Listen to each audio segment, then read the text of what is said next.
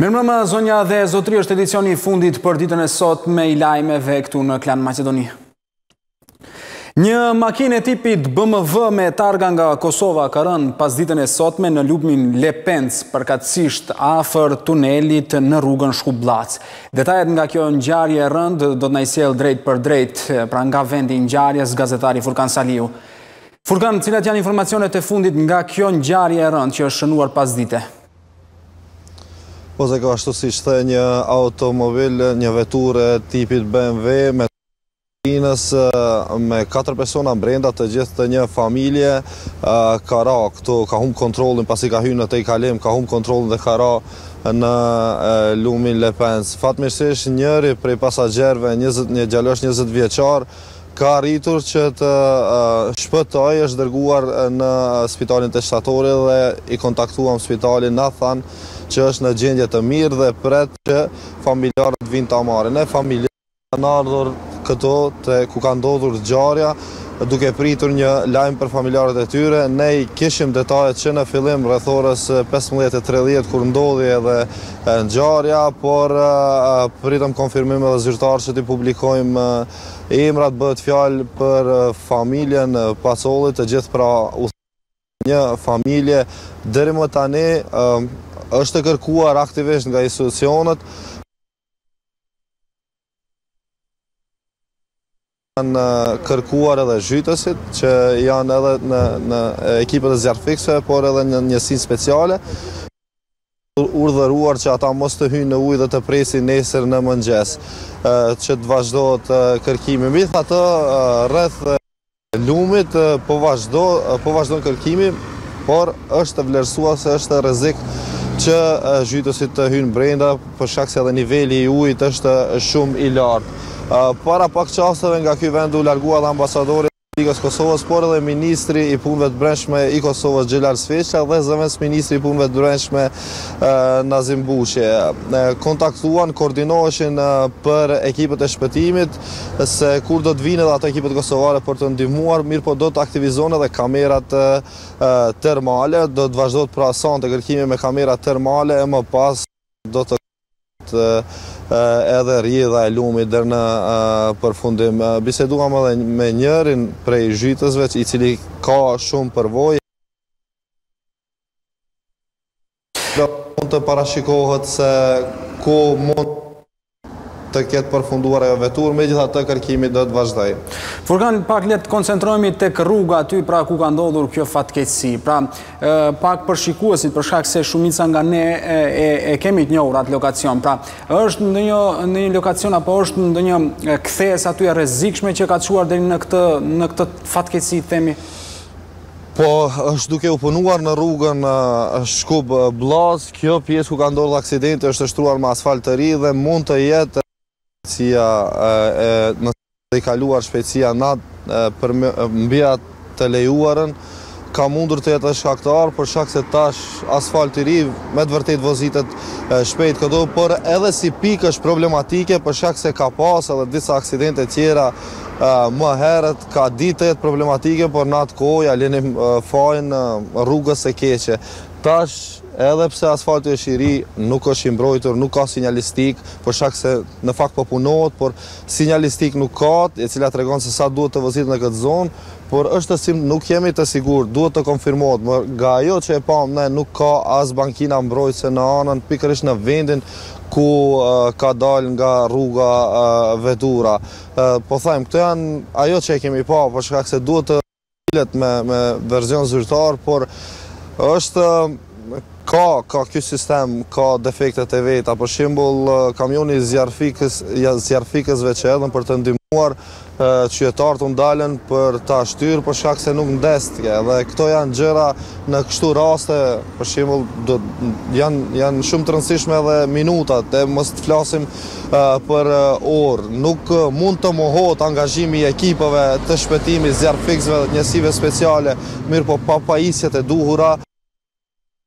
Kanë arritur edhe shoqata e zjarrfikësve nga Çajiri. Ja, këtu janë, si po shkon kërkimi, nëse mundesh një sekond. Ina në ashtu, do më thonë, nga jo që e morëm vesh, është shumë randë që të vazhdojët. Po, edhe është randë të vazhdojët, është rrezik tjerë. kërkimi po shumë se ka ardhur ujë shumë, edhe ekspertat që janë këto të policisë, po thonë që duhet mu zdriqime po se për me i kërkue. Do vazhdojnë edhe jo nesër të ndimoni? Po, jo, se kera mene me shku në shpi sonë të iqë. Shëqata e vullnetarve... Qashtu, po me mundësi tona, shë kera mundësi, kera me dhonë maksimumin, që janë fërkanë. Po, falemderit, dhe shumë i shakën e sukses edhe i gjeni. Pra këta janë vullnetar nga Çajiri që kanë ardhën të ndihmojnë ekipeve të shpëtimit, do e shohim se do kenë sukses, po si e dëgjuat edhe nga vetë personit që u ndalë të flasë me ne. Rekomandimet janë që sonte mos të hyjet në ujë dhe kërkimit të vazhdojnë pasi të zbardhët nesër, do të ditën. Të rëndësishme janë edhe detaje që the pak më herët, por gjithsesi edhe ekipet e hetimit duhet bëjmë punën e tyre për të parë edhe se si ka ardhur te kjo fatkeqësi. Më intereson gjatë aksidentit apo gjatë rënjes në lumë të kësaj makine, ka pasur ndonjë prekje të ndonjë makinës tjetër gjatë kësaj fatkeqësie, pra? Është përfshirë ndonjë makinë tjetër? Po, i kemi dërguar edhe pamjet më herët, tash nuk është shumë e qartë, për shkak se edhe kur folëm me personin, ka qeni përfshirë në aksident dhe nuk ishte shumë i qartë kur flesnim në ditën kur edhëm këtu, me shumë gjasa ka qenë duke të i kaluar vetura dhe me një moment që është zënë rruga nga ana tjetër, ka tentuar që të ka goditur një vetur tjetër me targat Shkupit dhe më pas ka humbë kontrollin dhe ka përfunduar në lumë. Vozitet shumë shpejt në këtë zonë për shkak mungesës sinjalistikës, po është rrugë e rrezikshme. Megjithatë është rrugë e rrezikshme. Edhe në të kaluarën këtu ka pas viktima, ka pas shumë raste ku ka pas aksident trafiku, ku kanë qenë të përfshirë familje të tëra, e 2-3 vetura i mbaj mend, unë tash mos hyj në detaje, po mungesa e sinjalistikës mund ta dhe ndoshta tash nuk mund të supozojmë për shkak se nuk e dim edhe shpejtësinë e saktë me sa kilometra në orë ka lëvizur vetura, edhe pse ka disa shenja të frenimit këtu ku jemi ne, ndoshta ata mbrojtësit që vendosën në këto rrugë do të kishin ndihmuar, por që nuk ekzistojnë fizikisht, u munduam të kërkojmë vendet ku ndoshta kanë qenë të vendosura, nuk ishte as gropa ku që do të na tregonin se ndoshta aty ka pas bankina mbrojtëse. Gjithë kjo rezulton me një fatkeqësi të shpresojmë, sepse mrekullirat mund të ndodhin dhe kemi qenë dëshmitar që kanë shumë herë, të shpresojmë se ato 3 persona cilët po kërkohen ekipet e shpëtimtarëve.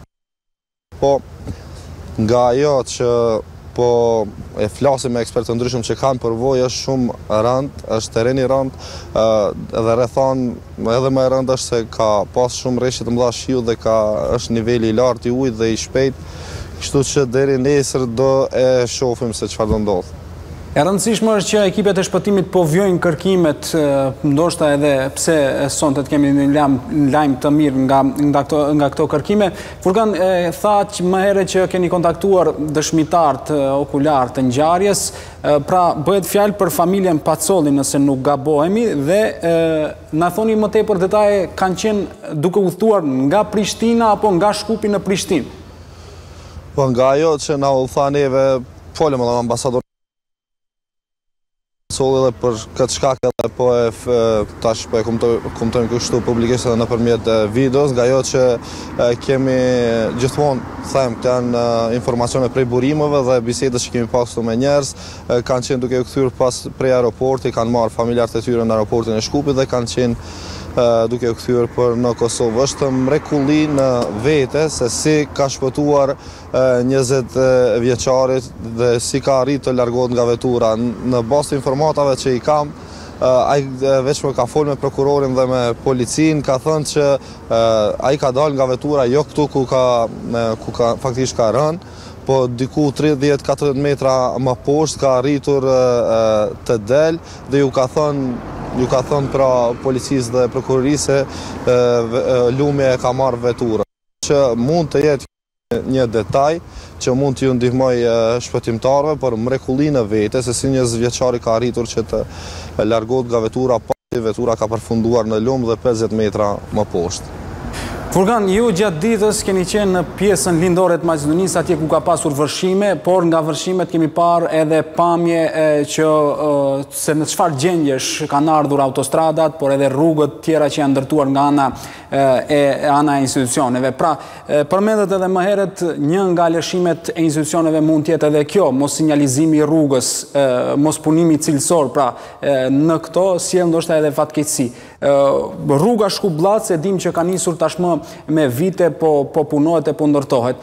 Është drejt fundit kjo rrugë aty dhe nëse duhet jemi pak më të saktë, në vendi ku ka ndodhur kjo ngjarje, po punohet aty, pra shihen makina ndërtimi aty apo ndoshta ndërtimet janë bërë pak më lart se vendi i ngjarjes?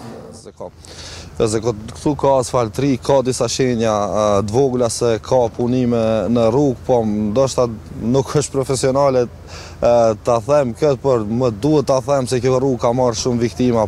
Para mendoni që kjo rrugë, që është disa kilometra e gjatë, të kishte përfunduar para 10 ose 15 vjetëve. Ne nuk do flisnim për viktima sot. Edhe jam shumë i bindur se nuk do flisnim për viktima sot, për shkak se para se të fillo të punohet në këtë rrugë dhe të shtrohet asfalti i ri, ne flisnim për rrugën e keqe që po shkakton edhe aksidente, pra gropat e mëdha kanë ndodhur që kanë dëmtuar gomat dhe kanë përfunduar në lum, ose shpejtësia e madhe gropa dhe kanë përfunduar në lum. Kurse sot po flasim për mungesë sinjalistikës dhe mungesë bankinave mbrojtëse. Me të vërtetë këta që merren me këta punë që ndërtojnë, projektojnë, ndërtojnë dhe i përfundojnë punimet, duhet ta mendojnë këtë aspekt, për shkak se e paguajnë me jetë. Sot kanë qenë një familje kosovare, nesër mund të jetë familja ime ose jotja se ka. Por edhe familja e tij që ndërton këtë rrugë. Është herët që të konkludojmë dhe të dalim me konkluza, por nga ajo që e pam kamermani jon Erkani kur erdhëm fillim, detajin e parë që e vreti është që nuk ka bankina mbrojtëse këtu dhe nuk që ta shohë se ka mungesa dhe nuk ka shenja. Po, Furkan, e the edhe pak më herët që e rëndësishme është që edhe autoritetet kosovare tashmë janë interesuar, marrë parasysh që janë shtetas të Republikës së Kosovës. Ka për momentin ekipe kosovare që po ndihmojnë, apo nëse nuk gaboj e the më herët që do të aktivizohen gjatë ditës së nesërme? Me shumë gjasa tash, kjo është prej bisedës që patëm me zotri Bushin, por edhe me ambasadorin, me shumë gjasa që nesër në mëngjes do fillojnë kërkimin edhe ekipet kosovare, por ekipe ka mjaftueshëm. Ka dhe ekipe nga Maqedonia, por problemi si thash është niveli i lartë i ujit dhe është shumë rrezik të futën. Janë koordinim të plot, momentalisht zotri Bushi dhe Sveqa janë në takim për të koordinuar aksionin e kërkim shpëtimit. Besoj që gjatë ditës së nesërme do dalin me detaje nga Ministria e Brendshme, por edhe nga Ministria e Brendshme e Kosovës dhe do të na njoftojnë me detajet. Mirë, po zotri Sveqa, ambasadori, Ministri i Punëve të Brendshme i Kosovës është po qëndron në Shkup, është në takim, momentalisht është në takim me zëvendës Ministrin e Punëve të Brendshme Nazim Bushi, ku po diskutojnë se si do të vazhdohet kërkimi nesër. Mirë, po ka, ekipe ka, domethënë të gjitha ekipet që duhet të jenë këtu janë, mirë, po si thash, terreni e vështirëson punën. Furkan, le të shpresojmë në lajm të mirë dhe lajm i cili do të na gëzonte jo vetëm familjen, por edhe gjithë opinionin. Unë të falenderoj për të raportim që nga minuta e parë e shënimit të kësaj fatkeqësie deri në këto momente që po flet. Urojmë thash me lajme të mira dhe të falenderoj për të raportim. E një ngjarje e rëndë shënuar sot edhe në Shqipëri, pikërisht në komunikacion rrugor. Një 8 vjeçare nga Maqedonia e Veriut të humbi jetën pas ditën e së shtunës në një aksident në aksin rrugor Elbasan Peqin në fshatin Paulesh. E plagosura mbeti edhe shoferja që drejtonte makinën në të cilën po udhëtonte e mitura që humbi jetën dhe vajza e saj 11 vjeçare. Ato janë dërguar në spital dhe fatmirësisht ndodhen jashtë rrezikut për jetën. Ndërkohë lëndime morën edhe 3 persona të tjerë që udhëtonin në makinën tjetër të përfshirë në aksident. Orës 16:30, shtetësje Shtetasja nga Maqedonia e Veriut me emrin Trendelina Behari, duke drejtuar automjetin e tipit Golf, është përplasur me automjetin me drejtues shtetasin e Shqipërisë Agron Hasa nga Kavaja. Përplasja ka qenë e fortë duke bërë që mjeti i tipit Golf të hip sipër borduareve metalike, ndërsa kjo e ka shkaktuar edhe ndoshta edhe atë përplasjen e fortë që ka çuar edhe në viktimën që ka pësuar një vajzë 8 vjeçare. Lajmi i këtij aksidenti është konfirmuar edhe nga Ministria e Punëve të Jashtme e Maqedonisë së Veriut, të cilët e kanë pohuar se në aksidentin e rënd në rrugën Elbasan Peqin ka ndëruar jetë fëmiu 8 vjeçar nga Gostivari.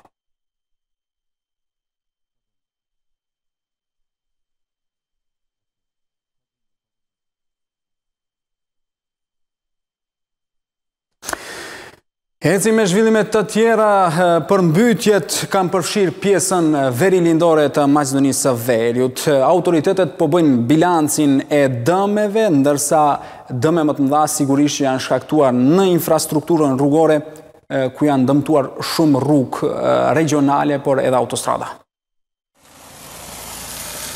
Pas 7 orë ndërprerje pasdite është lëshuar për qarkullim në 2 drejtime trafiku në rrugën Gracko-Prilep në Pletfar. Në mëngjes, automjetet që ishin nisur drejt manastirit dhe Prilepit kishin mbetur të bllokuar për shkak të rrëshqitjeve të dheu dhe përmbytjeve.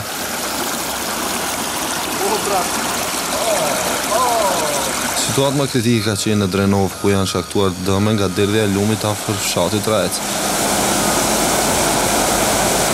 Ekipi Klan Maqedonisë ishte në vend ngjarje duke ndjekur nga afër zhvillimet për vënien në funksion të magjistrales. Moti keq që ka ploj disa vendbanime në Maqedoni ka shkaktuar dëme të mëdha në të mbjellura, por edhe në prona private dhe infrastrukturë. Pra, këtu jena diku 9 kilometra prej urës rrugës Gracko-Veles, e cila është e bllokuar. Pse është e bllokuar? E pam që në fillim të kësaj pjese ku është e bllokuar për masat, se sa ka pas shi, tregojnë edhe këto pamje, po edhe balta që është bartur nga shiu. Është dëshmi më e mirë se çfarë moti ka pas këtu mbram. Banorët e goditur nga përmbytjet bëjnë bilancin e dëmeve. Моментално ovo е втор пат, значи после изведбата на регионалниот пат Градско-Прилеп. Инаку претходно не е имало никогаш, значи ovo е објектот е изграден значи пред 37-8 години, од кои ја го стопанисувам више 12 години. До сега не е имало такви големи проблеми, значи после проектот за проектирањето со фирмата Рубал, шпанците кои беа изведувачи први на овој пат, имаше исто проблематика од кога се постави овој пропуст. Кинезиве пред 20 дена исто има со временски неприлики, има исто проблем. Беа опоменати, им кажав тоги да го сменат и да направат зафат на овој доток на вода, пошто е голема површина, да не се дешават, значи поголеми бели, поголеми штети. Situata e rëndë është e shënuar edhe në disa rajone tjera, shtëpi e ura të përmbytura, fshatrat e izoluara, dëmet mëdha materiale janë shënuar në rajonin e Kriva-Pallankës. Autoritetet kanë njoftuar se drejtimet rrugore për disa fshatra janë ndërprerë për shkak të rritjes së nivelit të lumenjve. Pamjet e shpërndara në rrjetet sociale tregojnë derdhjen e lumejve në Kriva-Pallankë, kurse nga qendra për menaxhimin e kriza bëjnë thirrje që mos të shfrytëzohen disa ura në fshatin Pqinja, shkak të konstruksionit të dobët dhe mundësisë së rënimit. Përmbytje dhe dëme materiale janë shënuar edhe në Kavadar dhe vise tjera të vendit, kurse autoritetet lokale thonë se bëjnë vlerësimin e dëmeve. Nga qendra për menaxhim e kriza thonë se po vëzhgojnë nga afër situatën me përmbytjet në vend, kurse paralajmërojnë mundësinë e daljes nga shtrati i lumit Vardar, sidomos në pjesët veriperëndimore të vendit. Nuk është lumë për rrugë magjistrale, pikërisht pas tunelit Pletfar që të çon deri në Prilep.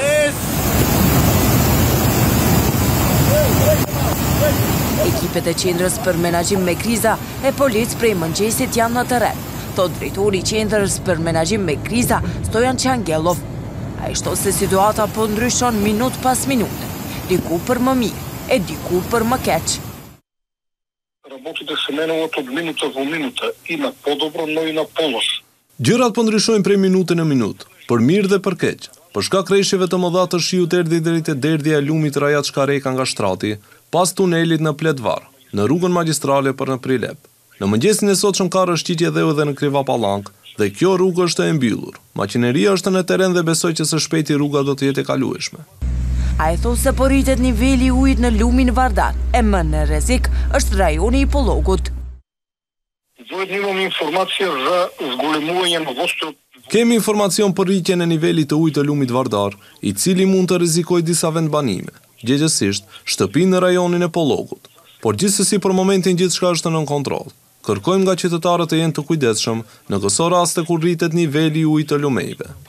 Lidhja Automoto e Maqedonisë njoftoi se në rrugë ka pasur sasi të mëdha të ujit në nyjen afër Model Drenovës, ndërsa ka pasur rrëshqitje të dheu dhe rënje guri para tuneleve afër Pletvarit. Meteorologët thonë se gjatë fundjavës do të vazhdojnë rreshjet e shiut, kurse stabilizimi i motit pritet nga java ardhshme. Velesi, Rosomani, Krivapallanka e Kavadari u goditën nga moti lig dhe një valë ajrore që solli përmbytje në shumë rajone. Pushteti lokal dhe qytetarët u aktivizuan për të përballur me pasojat e motit të lig. Janë përmbytur shtëpi, podrume, kërkojnë ndihmë nga shteti. Qendra për menaxhim me kriza pas njoftimeve të shërbimit meteorologjik të vendit po ndërmerr masa preventive pas rritjes së nivelit të ujit Vardar dhe lumejve lokal. Njoftohet se për shkak të rritjes së nivelit të ujrave, ekziston mundësia e daljes së ujit nga shtrati lumejve në Pollok, rajonin Tetov-Gostivar dhe në disa pjesë kritike në pjesën e sipërme të Vardarit. Qendra për menaxhim me kriza është gati për veprim gjatë fatkeqësive eventuale natyrore në rajonin e Shkupit, Velesit, Kumanovës dhe rajoneve tjera. Përmbytjet e shkaktuara nga rreshtet e javës së kaluar shkaktuan dëm e milionshë në rajonin e Dellçevës, në infrastrukturën rrugore, të kanalizimit dhe ujësjellësit. Rajoni i Maqedonisë së Veriut është në ndikimin e një mase të lagësht ajrore që përcillet me rreshje të përditshme shiu me të theksuara në orët e pasdites. Njoftohet se cikloni do të mbetet deri në fund të javës, kurse nga e hëna parashihet stabilizimi i motit dhe temperatura që do të shkojnë deri në 30 gradë Celsius.